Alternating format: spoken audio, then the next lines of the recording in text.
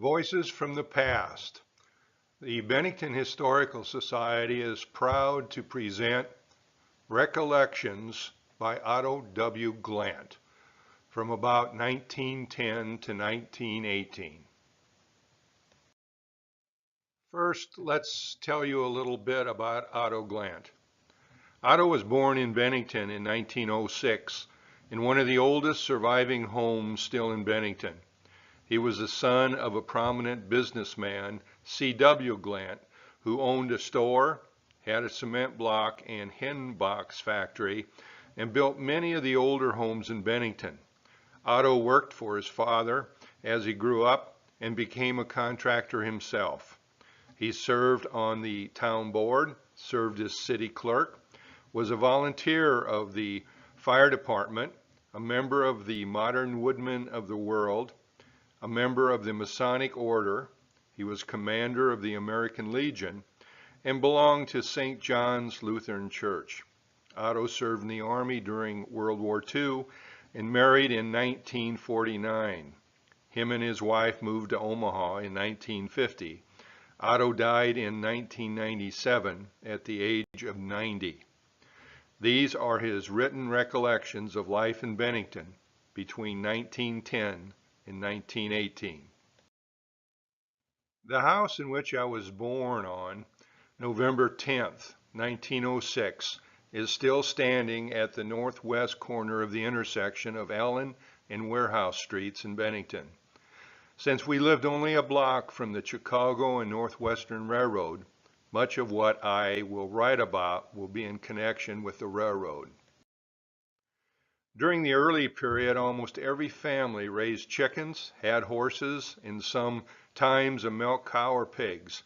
We had a barn for livestock, a cob shed, coal shed, a storm cellar or cave, and of course an outhouse.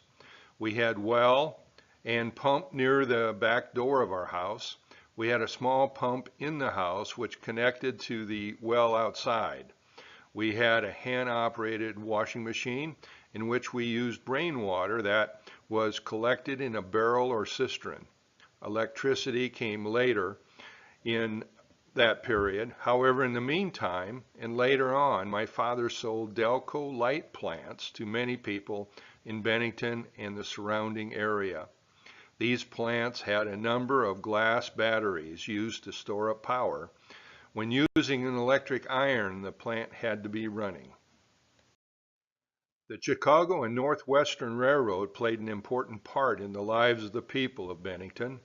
Clara Hayden, age 93, in her recollections of 1907, said that there were 6 passenger trains that came through town daily. In addition, of course, there were a number of freight and cattle trains going in both directions every day. 2 passenger trains we called flyers came through daily from east and west, but did not stop. They did, however, drop off mail sacks onto the station platform and picked up mail sacks by means of an arm extending out of the mail car. This arm would catch the outgoing mail sacks, which was suspended from 2 horizontal arms extending from a pole located near the tracks. The arrival time of some trains was important. For instance, when the mail train arrived, the postmaster came shortly thereafter to pick up the mail. I recall that the 6:18 p.m. train was my signal to stop playing and get home for supper. Freight trains were very important to the community since practically everything was shipped in or out by rail.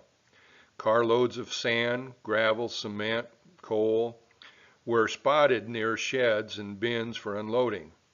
All this was done by hand. In 1908, my father had a hen nest factory. A carload of these nests were shipped to Iowa and points east, some as far as New York City. Stockyards were located at the east end of Warehouse Street. Chris Spector was the manager. Many carloads of cattle and hogs were shipped from there. Since we lived so close to the railroad, we saw many transients, or hobos as we called them, who rode the rails. One annual visitor to our town was Hobo Smoke. He wasn't a big man, but he had a big voice and he had a full beard. We kids knew when he arrived when we could hear his loud booming voice come from one of the 4 saloons.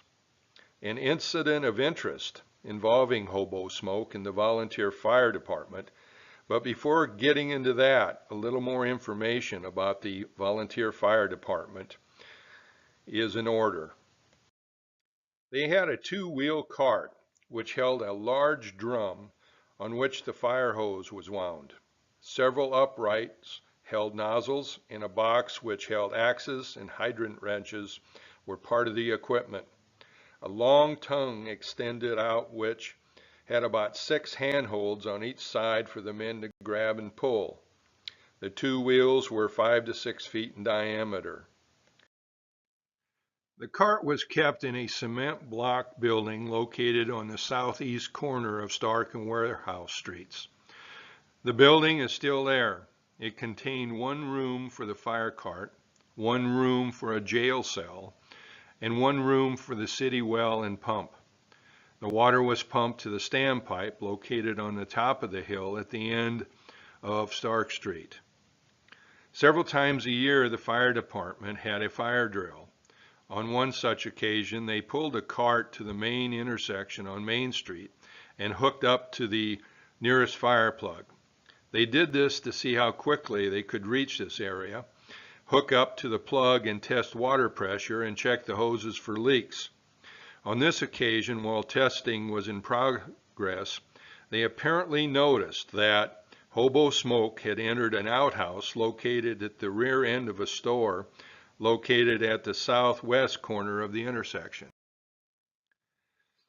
He was starting to come out when they directed a powerful stream of water at him.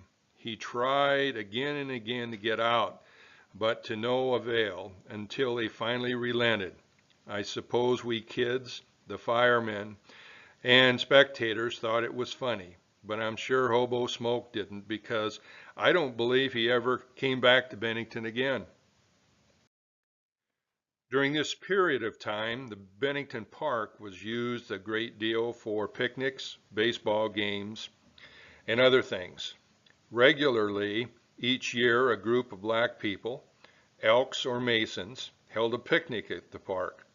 They came by special train from Omaha in the morning and returned again by special train late that night or very early the next morning. As kids, we spent a great deal of time at the park with great interest. An annual visit by gypsies was an exciting event for us kids. They arrived with their horse-drawn enclosed wagons. They sometimes camped in the area of the present park and fire barn. Storekeepers and others were quickly alerted. 2 or more gypsy women wearing full, colorful skirts would visit the stores and other businesses. While one would keep the attention of the storekeeper or clerk, the others would wander around the store and in some cases hide a few items in their full skirts. Some of the women went to homes and other places to offer to read palms, of course for a fee. They liked to get into homes, and most people were very wary of them. As kids, we were warned not to go near their camp since we might be carried away. On Easter Sunday, March 23, 1913, during our supper hour, we were watching a storm brewing to the west of us. The clouds above us were dark yellow in color, and it was unusually quiet outside. The clouds to the west were very dark, and suddenly we saw a funnel cloud drop to the ground about 2 to 3 miles away. My dad gathered up some important papers, the kerosene lamp, and rushed my mother and us 3 boys into the cave near our back door. It suddenly became very dark, so dark that our chickens began going to the roost. My uncle Emil Stolberg, who lived with us at the time, decided to stay at the table and finish his supper.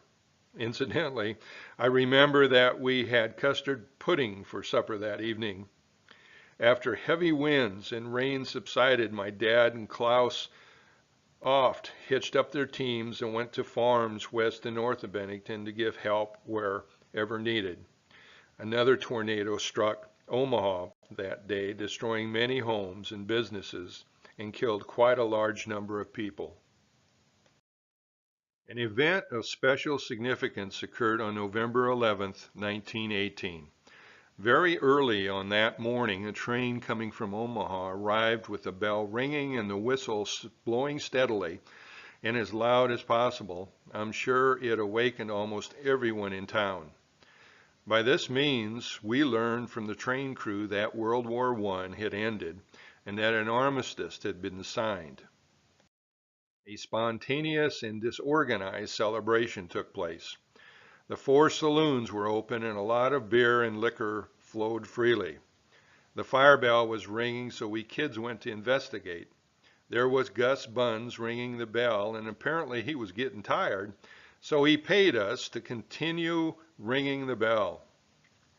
Sometime previous to November 11th, a Franz Meyer, an employee of the Chicago and Northwestern Railroad, as a track laborer, stopped by our house one day in need of help. He had gotten in a fight with the track crew, and he was bloody and pretty well messed up. My dad pumped water from our well and helped clean him up. He stayed in Bennington then and worked as a laborer and mason helper. At the armistice celebration, a barbecue pit was dug, and it was his job to oversee the barbecuing of a pig, but Franz didn't make it because the beer flowed too freely that day.